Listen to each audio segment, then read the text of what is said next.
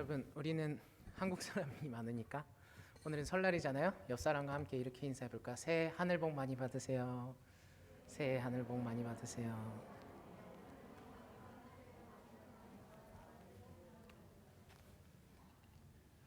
많은 분들이 이렇게 타지에서 살면서 그래도 한국 사람과 함께 또 명절 기분을 낼 수 있다는 것도 감사한 일인 것 같습니다. 오늘은 먼저 제 간증을 조금 하면서 설교를 시작하고자 합니다.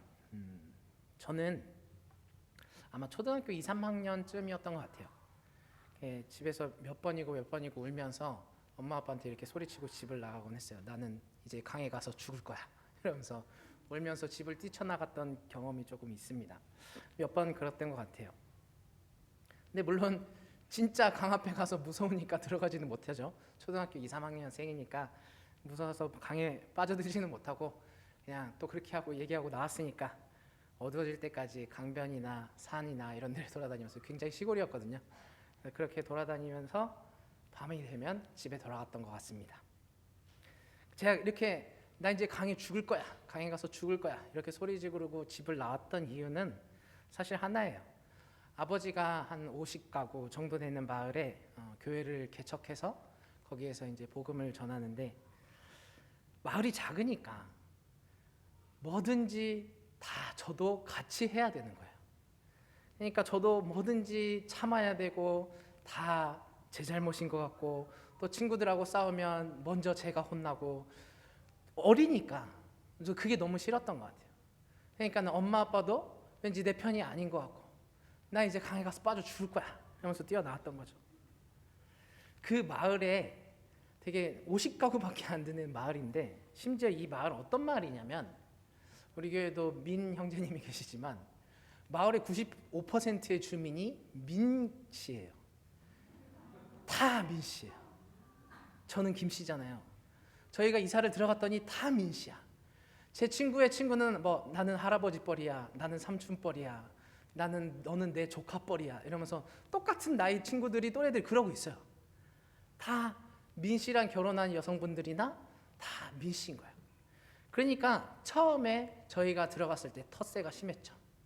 저랑 저희 형은 또 그 동네에서 한 들어가고 나서 몇 년 동안은 계속 왕따를 당했던 것 같아요. 이제 가까워질 때까지 몇 년 동안은 왕따를 당했죠. 그럼 또 싸우면 우리 잘못이니까 또 내가 혼나면 또 이러면서 뛰어나오는 거죠. 그 작은 마을이니까 교회가 자립이 안 되잖아요. 또 굉장히 가난했어요. 나는 왜 목사의 아들로 태어난 건지, 도대체 나는 왜 이 마을에 있는 건지, 아빠가 선교하겠다는데 나는 왜 이러고 살아야 되는지 다 싫은 거예요. 다 싫은 거예요. 전부 다 싫었어. 물론 지금 생각해 보면 아버지나 어머니도 굉장히 힘들었을 거라고 생각해요. 아버지라고 그 동네에서 쉬었을까요? 그래도 또 그런 이렇게 얘기하고 집을 뛰쳐나가는 저를 보면 또 얼마나 마음이 아팠겠어요. 근데 또 그 마을에서 나가지 못하는 아버지의 심정은 또 어떻겠습니까? 지금 생각해보면 아버지 어머니도 참 힘들었겠다 싶은 생각이 드는데, 어쨌든 당시에 저는 어렸으니까 참 힘들었어요. 저는 그런 환경에서 자라면서 아마 30 되기 직전까지는 그랬던 것 같아요. 제 마음속에 되게 상처가 많았어요. 그래서 나는 어렸을 때는 제가 크면 목사가 될 거라고 얘기는 했었거든요. 언제부턴가는 나는 죽어도 목사는 안 할 거야, 때려 죽여도 목사는 안 해 이러면서 나는 돈을 많이 벌 거야. 돈 버는 게 제 인생의 목적이었던 것 같기도 해요. 근데 지금은 이렇게 여러분 앞에서 목사의 준비를 하고 있는 사람이니까 그래도 어느 정도 조금 위로가 되었고 상처도 치유가 되었습니다. 근데 제가 이렇게 상처가 치유되어서 목사를 하겠다고, 특히 일본에서 선교를 하겠다고 하는 이유는 제가 뭔가 심리 상담이나 뭔가 의사로부터 조언을 받았거나 그런 건 아니에요. 아무것도 하지 않았어요. 어떤 하나님이 주신 기회로 인해서 제가 한꺼번에 치유를 받은 거예요. 그 얘기는 오늘 설교 마지막에 다시 한번 드리도록 하고, 오늘 본문으로 돌아와서 마태복음을 보면, 마태복음은 먼저 아브라함으로부터라는 계보로 시작을 해요. 이 계보로 시작하는 마태복음이 하나의 특징이기도 한데, 우리는 물론 신앙생활을 오래 하신 분들은 익숙한 이름들이 좀 많긴 해요. 근데 외국 사람 이름이 쫙 이렇게 계속해서 등장하는 걸 보면 어떤 사람들은 도대체 뭘 말하고 싶은 건지, 이 사람들이 무슨 사람인지 이해가 안 갈 거란 말이에요.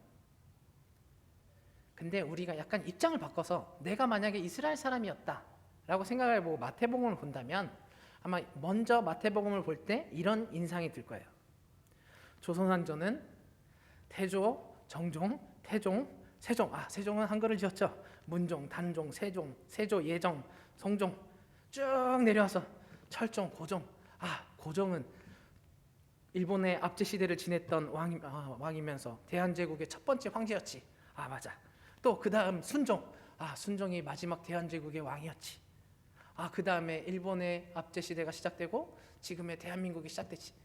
이런 느낌이 들 거예요. 마태복음을 읽으면. 왜냐하면 그 이름들을 보면서 이 사람들은 이스라엘 역사를 머릿속에 깨고 있으니까.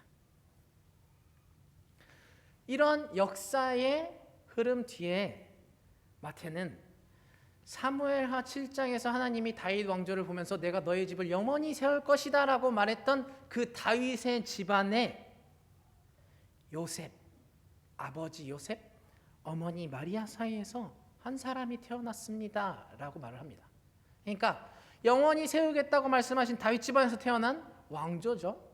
그 가운데서 태어난 사람이 예수님이에요 이라고 마태가 말하는 거예요. 근데 이어서 왕조 가운데서 태어났지만 이 예수님은 그냥 태어난 게 아니에요. 전혀 남자를 알지 못했던 마리아 가운데서 태어난 성령에 의해서 잉태된 예수님입니다. 이건 이사야서를 통해서 예언하신 바 그 말씀이 이루어진 거예요 라고 마태는 1장 23절에서 예언의 성취에 대해서 얘기를 합니다. 그리고 이어서 2장에서 무려 4번이나 이 2장 말씀 가운데 무려 4번이나 구약 성경의 말씀을 인용을 해서 이렇게 얘기를 하죠. 이분은 다 말씀이 성취된 겁니다. 원래 마리아는 베들레헴에 살던 사람이 아니었는데 왜 베들레헴에서 낳게 됐느냐? 그리고 베들레헴에서 태어난 예수님이 곧바로 나사렛 마을로 돌아가지 않고 왜 헤롯 왕을 피해서 애굽으로 피난을 갔느냐? 그리고 또 왜 헤롯 왕이 죽고 나서 다시 나사렛 마을로 돌아가느냐? 이건 구약 성경에서 얘기하는 예언의 성취입니다라는 걸 굉장히 강조를 하는 거예요. 그러니까 마태가 1장과 2장을 통해서 얘기하고 싶었던 건 이스라엘 역사 가운데서 하나님이 말씀하셔서 이 땅을 구원할 메시아, 구원자, 그분이 오실 것인데 그분은 바로 예수 그리스도이십니다라는 것을 증명하고 있는 거예요. 역시 그런 생각을 하면서 내가 만약에 이스라엘 사람이라면 이렇게까지 딱딱 맞아 떨어지는 역사가 성취된다면 확실히 이분은 하나님이 보내신 메시아가 맞는 것 같기도 해라는 일단 생각이 딱 들 거예요. 마태복음을 읽었으면 그런 것 같아요. 근데 저는 오늘 이거를 얘기하고자 전해드리는 게 아니고 조금 시선을 바꿔서 예언의 성취가 이루어졌으면 그 예언의 성취를 위해서 하나님은 뭔가를 하셨을 거잖아요. 그 하나님이 하신 걸 좀 봤으면 좋겠어요. 하나님이 뭘 하셨을까요? 하나님은 열심을 가지고 이 예언이 이루어지도록 정확하게 일을 행해 가셨다는 거죠. 우리 지난주에 하나님의 열심에 대해서 배웠지만 하나님은 이 마태복음을 통해서 느끼는 건 이 아브라함 시대부터 누가 태어나고 이 사람들이 쭉 이어지면서 다윗 왕조한테 약속했던 그 말씀, 이사야서를 통해서 약속했던 그 말씀, 구약 성경을 통해서 그 약속한 말씀이 한 방에 싹 예수님이 태어난과 동시에 이루어지게 하시려고 하나님은 싹 계획을 해놓으셨던 거예요. 그러니까 그 계획대로 일이 가지 않으면 갑자기 다른 사람 가운데서 누가 태어나면 하나님 계획이 탁 틀어지잖아요. 그러면 안 되겠죠. 그러니까 하나님은 모든 사람이 태어날 때마다 그 사람이 왕이 될 때마다 주변의 나라들과의 관계 속에서 그리고 전쟁을 할 때마다 자연의 환경을 통해서 하나님은 우리가 눈에 보이는 것들을 통해서 열심히 일을 하셨다는 증거죠. 뿐만 아니에요. 이스라엘은 영적 전쟁도 계속 해왔단 말이에요. 하나님은 그 영적 전쟁 가운데서도 열심히 계획 그대로 이루어질수록 이루어질 수 있도록 열심히 일을 하신 거예요. 하나님은 열심을 가지고 일을 하셨기 때문에 이 2000년이 넘는 역사 가운데서 하나님이 계획하신 대로 모든 것이 딱 정확하게 이루어졌단 말이죠. 요한복음 5장 17절을 보면 예수님이 이렇게 말씀을 하세요. 내 아버지께서 이제까지 일하고 계시니 나도 일한다. 예수님이 태어날 때까지 하나님은 예수님을 이 땅에 보내기 위해서 열심히 일을 하신 거예요. 그러니까 우리는 뭔가 프로젝트 회사에서 일을 한다거나 뭔가 가족과의 뭔가를 한다거나 여행을 간다거나 계획을 짜서 그 계획대로 하는 게 정말 힘들잖아요. 그러면 이 긴 시간 동안 하나님이 하신 일을 생각해봐요. 그냥 간단하게 은혜입니다. 간단한 일이 아니에요. 하나님은 정말 계속해서 열심히 일을 하신 거예요. 여러분 생각을 해보세요. 만약에 책을 쓰는 사람, 영화를 만드는 사람이 있죠. 그러면 그 뒤에 뭐가 따라오죠? 언제나 내가 이런 일을 했습니다라는 이름을 꼭 붙인단 말이죠. 제가 어떤 다큐멘터리에서 봤는데 영화를 제작하는 어떤 사람의 인터뷰예요. 그 사람이 영화를 찍을 때 정말 힘들었지만 영화 마지막에 흘러가는 내 이름 한 번, 딱 그 잠깐의 영화를 찍었던 그 긴 시간에 힘들었던 어려움, 슬픔, 고난들이 다 한 방에 탁 사라진대요. 그 이름을 딱 보는 그 내 이름이 딱 지나가는 순간 너무 기쁘다는 거죠. 영화 제작이 쉽습니까? 영화를 제작하려면요 돈도 진짜 많이 들죠. 그리고 원래 작가가 작가의 그 생각했던 그대로 영화를 연출을 하려면 영화를 연출하는 감독도 굉장히 중요해요. 감독만 중요합니까? 또 이런 소설이나 대본에 맞는 딱 인상되는 이미지와 맞는 배우도 찾아야 돼요. 배우만 찾습니까? 연기도 완벽해야 되죠. 그 연기를 받쳐줄 무대도 찾아야 되죠. 무대도 만들어야 되죠. 보이지 않는 곳에서 열심히 일하는 스태프들이 정말 많단 말이에요. 영상도 해야 되고 음향도 해야 되고 조명도 해야 되고 사람들 미팅도 해야 되고 뒤에서는 엄청난 일이 일어나서 우리는 딱 2-3시간의 영화를 보는 거예요. 우리는 딱 2-3시간의 영화를 보지만 이 영화를 만드는 사람들은 이 2-3시간의 영화를 만들기 위해서 수백 수천 시간의 제작의 노력을 한다는 거죠. 그 사람 얼마나 힘들었겠어요. 때로는 트러블도 있을 거고 때로는 눈물도 있을 거고 때로는 고생도 있을 거예요.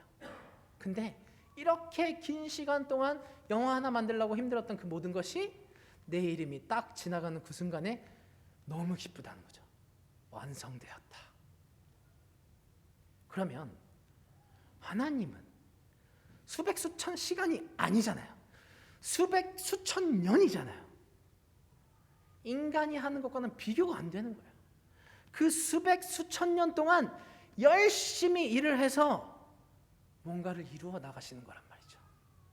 잠깐 사이에서는 문제가 아닐지 모르지만 우리가 선을 딱 꺼놓고 평행선이네 생각해도 그걸 계속 이어가다 보면 정확히 맞지 않으면 점점 벌어지거나 점점 좁아지죠. 역사가 길면 길수록 문제가 작은 것들이 시간이 지나면 지날수록 그게 점점 커진단 말이에요. 하나님은 처음에 계획을 해놨으면 처음에 조금이라도 쓰러지면 2000년이 지나고 4000년이 뒤한 우리가 사는 삶 가운데서는 그게 완전히 어긋난 방향으로 가는 거예요. 그러니까 하나님은 세상을 만드신 그때부터 지금까지 전혀 틀어지지 않는 계획 가운데서 그것을 이루기 위해서 정말 열심히 일하시고 계시다는 거예요. 우리는 예수님이 이 땅에 오셔서 공생의 3년을 봤죠. 성경을 통해서 예수님이 일하신 시간 3년을 봅니다. 그 3년만 봐도 예수님이 일하신 게 너무 힘들지 않아요? 근데 하나님은 그 3년을 평생 우리가 생각하는 이 땅의 역사와 동시에 마지막까지 평생 하신다는 거예요. 얼마나 대단하십니까? 그 열심은 하나님 정말 대단합니다. 이렇게 한마디로 사실 끝날 일이 아니에요. 근데 그 열심은 왜 하시냐? 왜 이렇게 2000년 동안 아브라함부터 2000년 동안 열심히 하셨냔 말이에요. 아브라함은 예수님이 태어나기 2100년 전의 사람이에요. 그럼 2100년의 아브라함 때부터 사실 그 전부터지만 그때부터 왜 열심히 해서 마태가 이걸 기록했느냐? 예수님을 이 땅에 태어나시게 하기 위해서였습니다 라는 거죠. 예수님은 왜 태어나셨어요? 예수님이 이 땅에 왜 오셨나요? 예수님이 이 땅에 오셔서 사역을 하실 때 나는 아버지가 나에게 맡기신 사람 한 명도 잃지 않을 것이다 라고 얘기하시죠.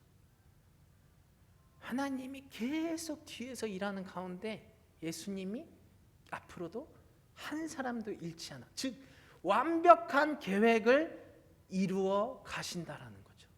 그 계획이 뭐냐? 한 사람도 잃지 않는 것. 우리죠, 우리. 저를 구원하기 위해서 하나님이 지금도 계속 열심히 일을 하고 계신다는 거예요.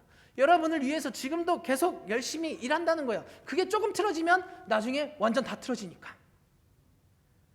영화를 만드는 사람들은 그 잠깐 그 자기 이름 딱 나왔을 때 너무 기쁜데, 하나님은 뭐라고 하시냐면 하늘나라에 우리의 구원을 이루는 그 하늘책에 우리의 이름이 쓰여졌을 때, 그것을 이루셨을 때 제일 기쁘시다는 거예요.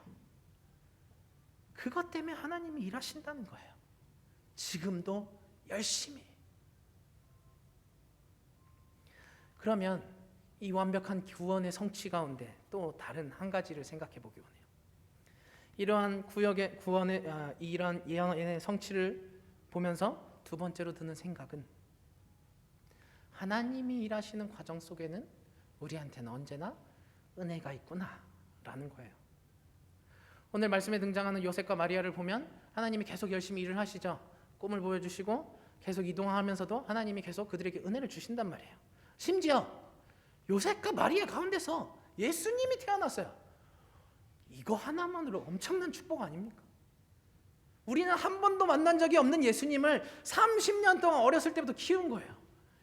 야, 참 이거 하나만으로 너무 부러워요. 요셉과 마리아가 하나님 앞에 뭔가를 한 것도 아니죠. 그냥 하나님이 그 계획 가운데 요셉과 마리아를 거기에 넣어놓으신 거예요. 그리고 그 가운데서 예수님을 태어나게 하셨단 말이죠. 그러니까 요셉과 마리아가 뭘 해서가 아니라 그냥 받은 은혜잖아요. 이것처럼 큰 은혜는 없는 것 같아요. 근데 큰 은혜야 라는 거 말고 그 양면을 좀 봤으면 좋겠어요.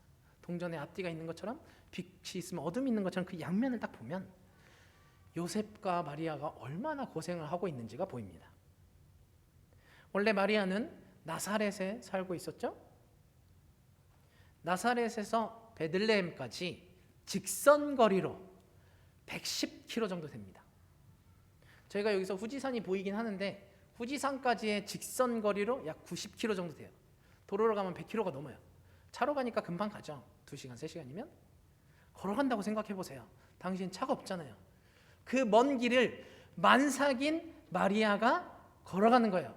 때로는 나귀를 탔을 수도 있어요. 어쨌든 그러고 만삭인 마리아가 걸어간다고 생각해 보세요. 요즘 시대에 남편이 가자 이러면은 부인이 엄청 화를 낼 것 같은데, 만삭으로 100km를 가는 거예요. 아마 한 일주일 걸렸을지 않을까 생각해요. 생각만 해도 참 괴로워요. 아니 왜 하나님은 나한테 이때 딱 얘기를 주신 거야. 뿐만이 아니죠. 우리는 매년 크리스마스마다 듣죠. 예수님이 어디서 태어나셨나요? 말구유에 누이셨잖아요. 잘 데가 없었단 말이에요. 그때 딱 아우구스티누스가 주민등록을 해라 이래서 막 다 움직였단 말이에요. 베들레헴에도 사람이 너무 많았어요. 들어갈 방이 없었어요. 아기는 나올 것 같고 들어갈 데는 없고, 그래서 찾은 게 마구간 아닙니까? 내 아기가 마구간 말구유에 누였다고 생각해 보세요. 얼마나 불쌍해요. 왜 나 이런 상황에서 애를 낳아야 되는 거지? 불평도 나올 거예요. 여기에서 끝난 것 같아 라고 생각하면 좀 나아요. 왜냐하면 많은 사람들이 다 이동했으니까, 같이 이동했으니까 어쩔 수 없지, 그렇게 생각할 수도 있어요. 여기서 끝나지 않죠. 갑자기 헤롯이 예수님을 죽이겠다는 거예요. 그러니까 이집트로 도망가라잖아요. 아니 왜? 그래서 이집트로 도망가서 헤롯이 죽을 때까지 한 2-3년을 애굽에서 삽니다. 이집트에서 살죠. 생각해 보세요. 아는 사람이 있었겠어요? 일을 할 수 있었겠어요? 집이 있었겠어요? 아무것도 없었을 거 아니에요. 나사렛에서 베들레헴에 와서 이름을 등록하고 다시 나사렛으로 들어갈 계획이었단 말이에요. 아무것도 준비해서 오지 않았어요. 갑자기 이집트로 가라니 눈물이 펑 터졌을 것 같아요. 너무 괴로워서.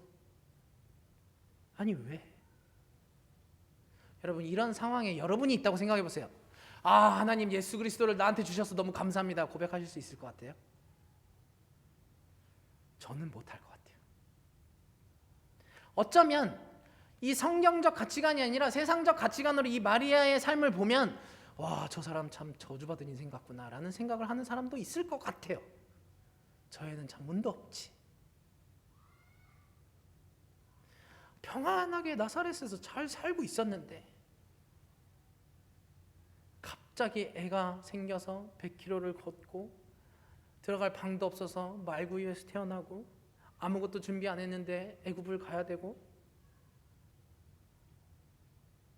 감사가 아니라 불만이 넘쳤을 것도 같아요. 근데 여러분, 지금 마리아와 요셉은 괴롭단 말이죠. 분명히 괴로워요. 근데 그 괴로운 상황을 말고 조금 넓은 데서 봐보세요. 그러면 뭐가 보일까요?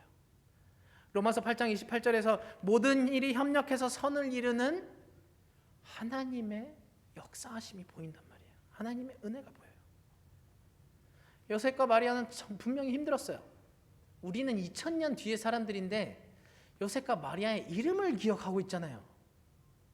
그 당시에는 힘들었을 거란 말이에요. 근데 예수님이 어려운 상황 가운데 오셨기 때문에 많은 사람들이 예수님을 통해서 위로를 받고 구원을 얻고 치료받고, 그리고 그 예수님의 이름이 기억될 때마다 매해 요셉과 마리아의 이름이 주인공은 아니지만 마치 주인공처럼 계속 등장한단 말이에요. 아무것도 안 했는데 얼마나 큰 은혜입니까? 그리고 이집트로 도망을 갔잖아요. 제가 이집트랑 애굽이랑 자꾸 섞여서 얘기해서 죄송한데 같은 나라입니다. 애굽과 이집트. 이집트로 도망을 갔어요. 하나님이 너 살으라고, 예수님 살리겠다고 보내신 거잖아요. 살기 위해서 갔잖아요. 가는 걸 생각하면 힘든데 살기 위해서 간 거란 말이에요.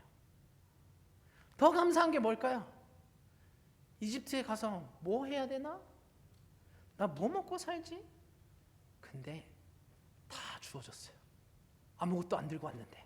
동방 박사들이 와서 뭘 주나요? 황금과 몰약과 유향을 주잖아요. 이 황금은 어느 나라를 가도 귀한 가치가 있지만 유향은 이집트의 종교와 관련돼서 향으로 쓰인대요. 그래서 어떤 책을 찾아보면 유향은 황금보다 이집트에서는 더 가치가 있었다라는 얘기도 있대요. 다른 나라가 아니라 이집트니까 더 귀한 거예요. 몰약 있잖아요. 몰약은 어디다 쓰나요? 미라를 만들죠. 애굽 사람들은. 이집트 사람들은 미라를 만들으니까 몰약이 필요해요. 그러니까 이집트에서는 귀한 거예요. 하나님은 그냥 동방박사 세 사람이 가서 인사를 하고 절을 할 때 선물을 준 게 아니라 하나님은 이집트로 가야 되는 걸 미리 알고 준비를 다 해주신 거예요. 그러니까 2, 3년 동안 그 비싼 물건 3개를 가지고 갔으니 살 수 있었겠죠. 요셉과 마리아와 예수님이 살아가는 2, 3년 동안을 위해서 하나님이 뒤에서 일하신 거예요. 은혜죠. 그리고 결국 나사렛으로 돌아오죠. 이렇게 우리가 봐야 되는 게 뭐냐? 아, 나 왜 이렇게 힘들지가 아니라는 거예요. 예수님이 우리한테 오셨잖아요. 예수님이 우리한테 오시면 뭐가 같이 따라오냐? 고난이 같이 따라와요. 왜 따라오느냐? 하나님은 우리한테 은혜를 주려고 하는데 우리가 하나님을 통해서 예수 그리스도한테 죄사함을 받아서 구원을 얻으면 사탄이 제일 싫잖아요. 그러니까 뺏어야지. 예수 그리스도의 구원의 복음이 오는 곳엔 같이 사탄의 역할이 따라오는 거예요. 왜냐하면 우리를 뺏으려고. 실제로 갑자기 주민등록하세요, 주민등록을 하세요라고 얘기한 게 하나님이었나요? 아니죠.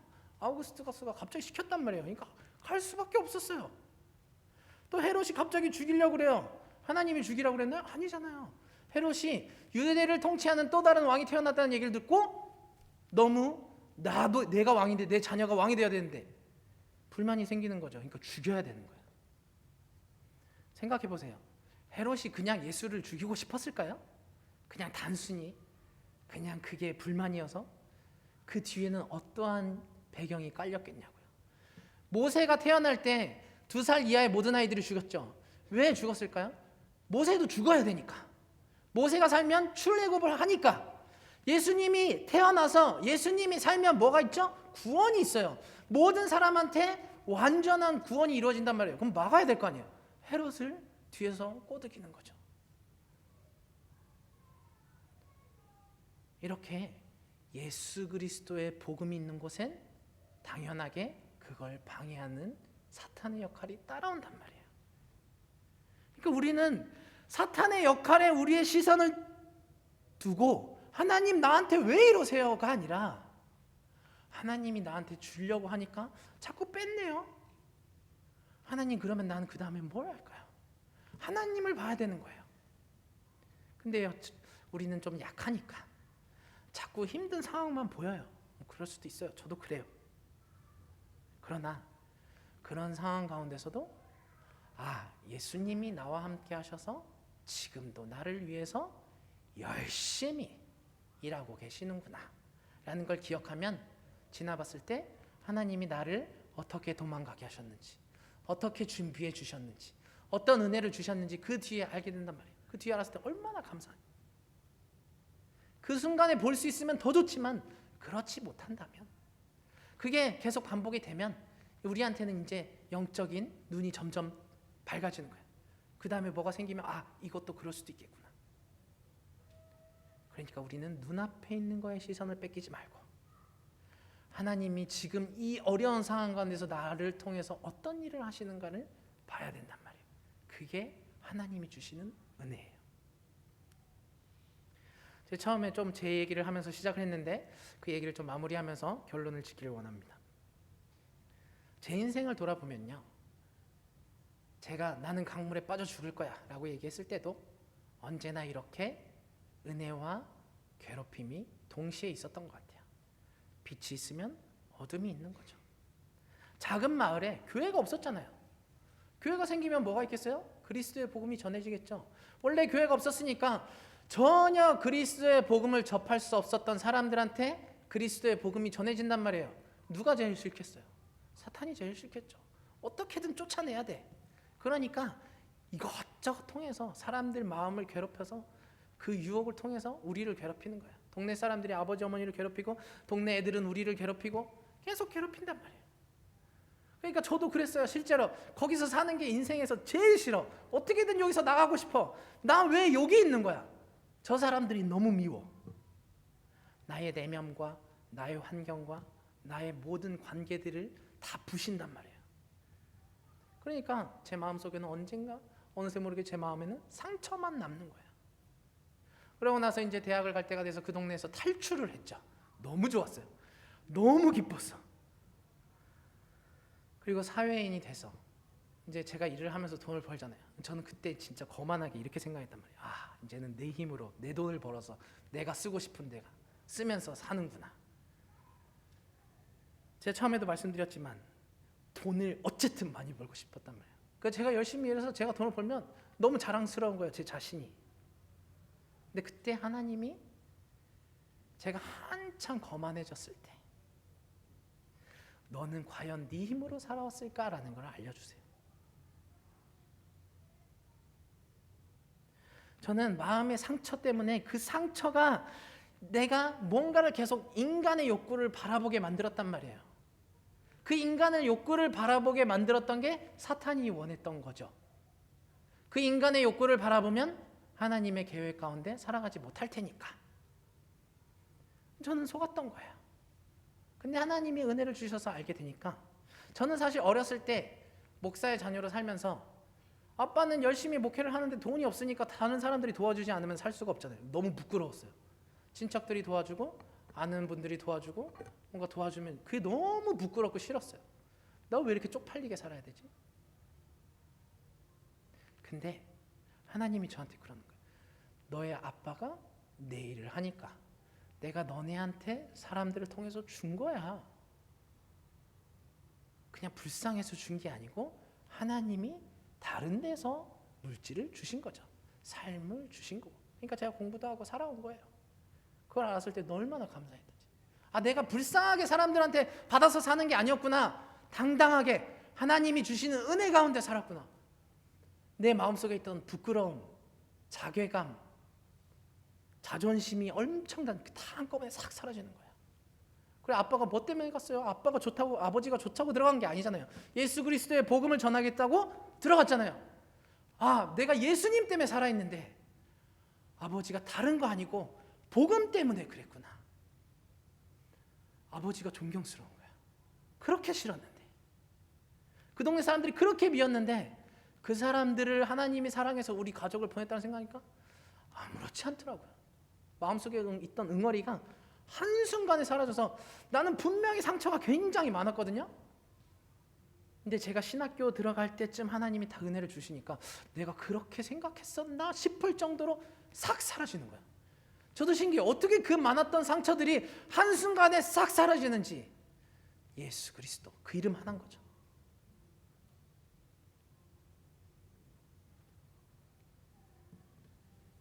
저는 일본 선교를 하고 있잖아요. 사탄이 가장 맡고 싶었던 건 아마 일본 선교에 뛰어드는 제 자신이었을 거예요. 그거를 받고 싶었겠죠.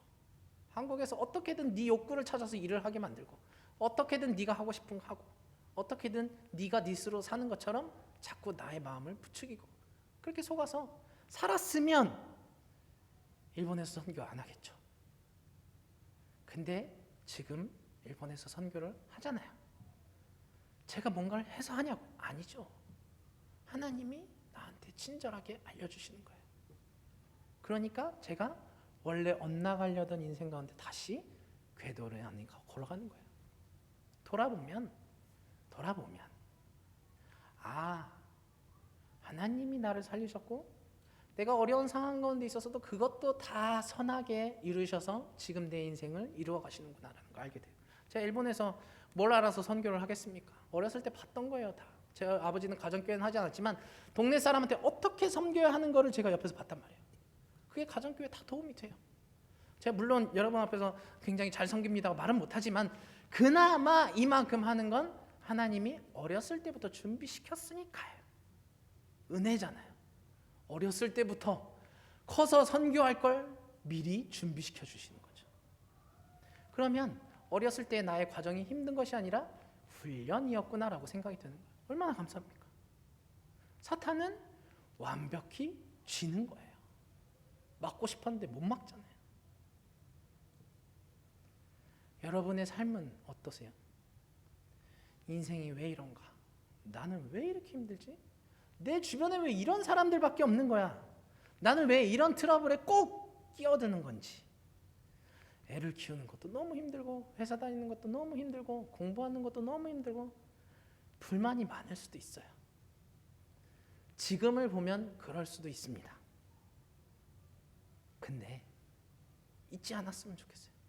하나님은 지금도 하나님의 완벽한 계획을 이루어 가시기 위해서, 그게 틀어지면 우리의 인생도 틀어지지만 하나님의 계획도 틀어지니까 하나님이 약속한 걸 완벽하게 이루려고 지금도 여러분을 위해서 열심히 일하고 계신다는 거예요.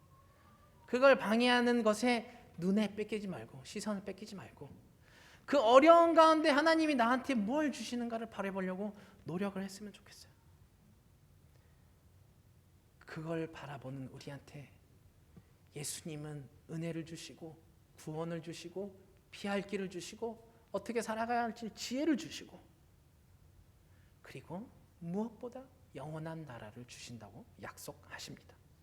이번 한 주 이렇게 나는 믿습니다, 내가 지금 보이는 것이 아니라 하나님이 주실 걸 믿습니다라는 이 굳건한 신앙만 가지고 한 주를 살아갔으면 좋겠습니다. 그리고 예수 그리스도를 위해서. 그러면 뒤에 가면 다 용서돼요. 예수님 이름 하나에 용서 다 됩니다. 예수 그리스도를 위해서 살아가시기를 축원합니다. 함께 기도하는 시간 가졌으면 좋겠습니다.